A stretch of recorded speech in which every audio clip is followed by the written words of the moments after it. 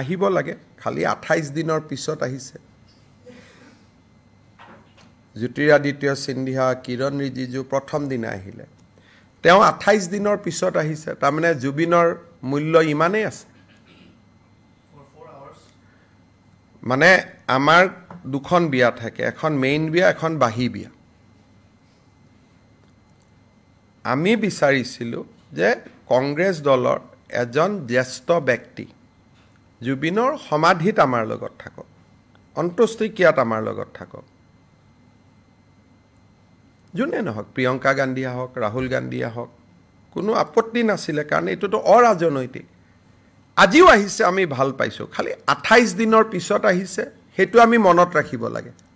ভূপেন হাজৰিকাৰ ক্ষেত্ৰত একেবাৰে নাহিলে জুবিনৰ ক্ষেত্ৰত যি নহওক 28 দিনৰ মূৰত আহিব বুলি শুনিছো অলপ ইমপ্ৰুভ হৈছে অসমৰ ক্ষেত্ৰত কিন্তু কংগ্ৰেছৰ ঘড়ী এতিয়াও 28 দিন পিছতে দৌৰে আমাৰ হিয়াৰ আমঠু জুবিন গাৰ্গৰ ক্ষেত্ৰত 28 দিন পিছত ঘড়ী কাটা চলাটো অলপ দুৰ্ভাগ্যজনক বুলিয়ে কম তথাপিতো দেৰ হয় দুৰুস্ত হে দেৰিকৈ হলেও আহিছে গতিকে আমি অইন দিনাখন আহিলে মই কিবা কিবি বেয়া কৈ কওঁ কিন্তু কালি যেহেতু জুবিন গাৰ্গৰ কাৰণে আহিছে মই স্বাগতম জনাইছো মুকু যদি মাতে সেইখিনি সময়ত আপুনিও থাকিব গৰিমা গাৰ্গৰ ওচৰত ময়ো যাব পাৰো কোনো কথা নাই